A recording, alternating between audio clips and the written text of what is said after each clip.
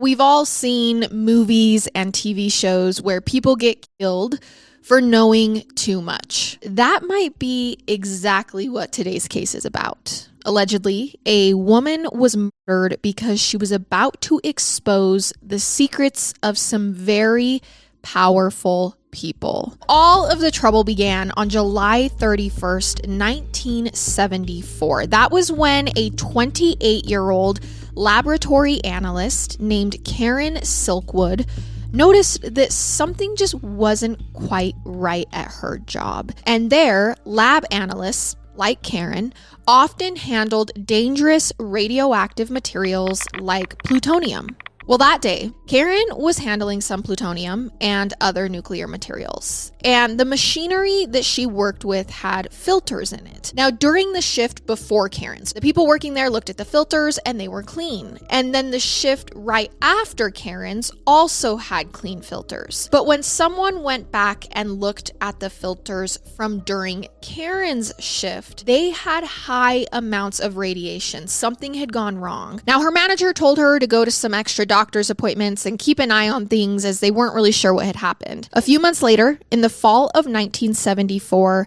Karen was actually elected to an official position within her union. She had to focus on one major workplace issue: safety. Now, not long after Karen got this new duty, she was talking to another union leader, and she actually mentioned the situations a little while back with the filters. And when her coworker heard this, she was very shocked and immediately worried about Karen. And this was literally the first time anyone at work gave Karen a clear picture of the risks her job posed. And sadly, the laboratory leak wasn't the only major problem that she noticed. There were chemical spills. Some people were instructed to bend the rules, including rules that were supposed to keep people safe. And worst of all, the plutonium kept going missing from the plant. The relationship between the union members and Kerr-McGee's executives at this point become openly hostile. So now it's November 5th.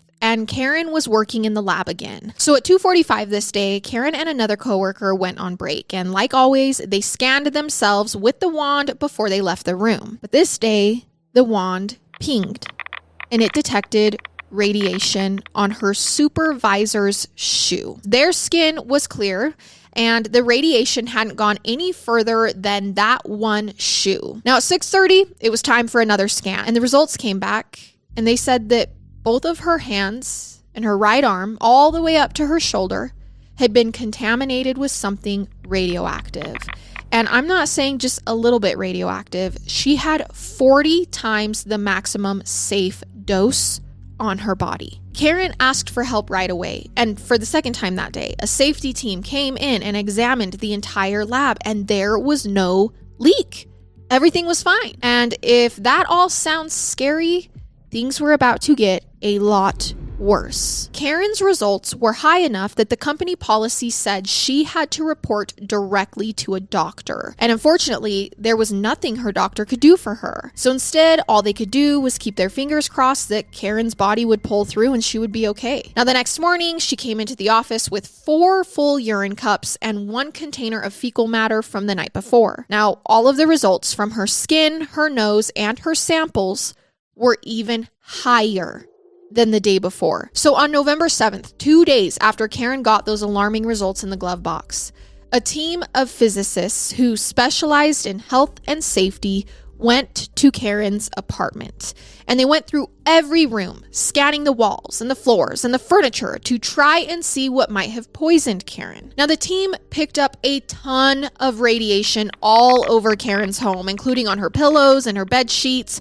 Her clothes were soaked in it, but the highest concentrations of all were on a bologna cheese sandwich that was in Karen's fridge. It seemed a lot more like someone had dosed that sandwich in the hopes that Karen would then eat it and die. Someone must have brought plutonium to the apartment, dosed the sandwich and everything else, and then removed it. When the company's representatives asked Karen if she thought someone had tampered with her food, Karen told a story that was just bizarre.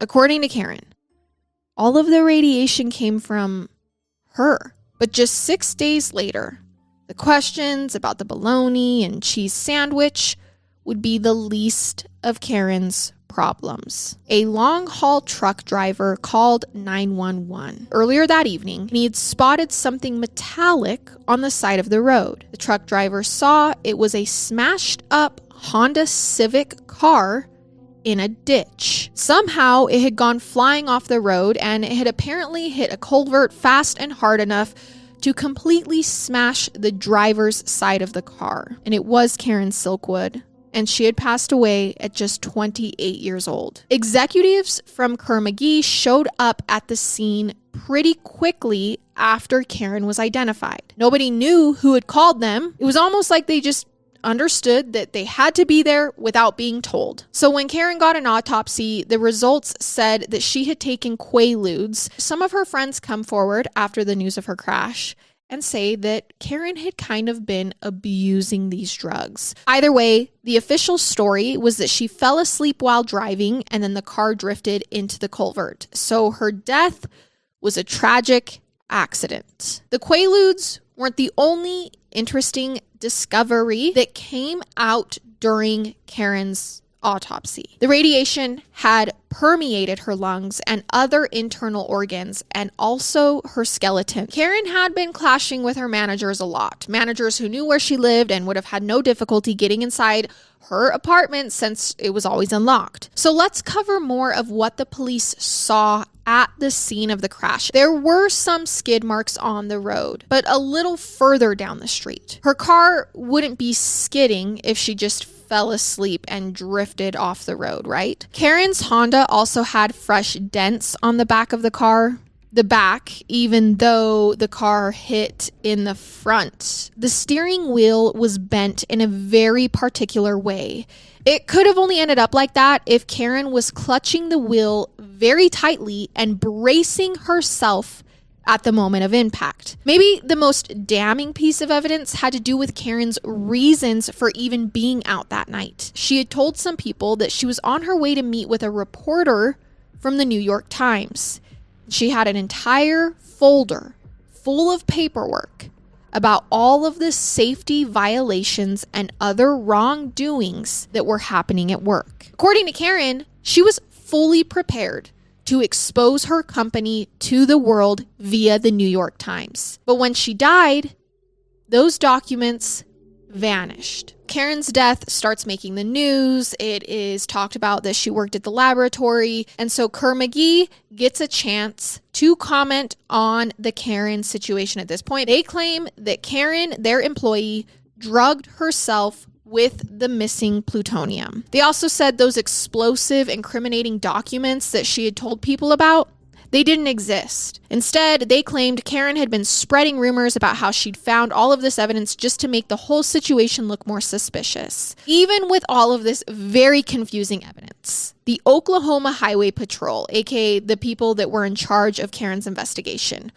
ruled that Karen's cause of death was an accident. And after that, the case was closed. That didn't stop Karen's family from filing a lawsuit against Kerr-McGee. The massive amount of money would send a powerful message that rich corporate executives could not kill people and get away with it. By the end of that trial, the nuclear plant actually was found liable, and they had to pay almost the full amount that the family asked for. But instead of forking over the money, Kerr-McGee appealed the decision. Basically, Kerr-McGee's lawyers said that nobody could prove that they had killed Karen. And the only fines that Kerr-McGee had to pay were to actually replace Karen's clothes that had to be disposed of because of the radiation exposure. The specific plant where Karen had worked actually shut down just 1 year after she passed. The corporation as a whole actually went out of business in 1987. Even today, if you go to the part of Oklahoma where Karen's plant used to be, you can detect radiation on the ground and in the water. But one thing is certain. Karen wanted to bring Kerr-McGee's bad behavior to light. And that is the case of Karen Silkwood and the tinfoil tale that surrounds her death.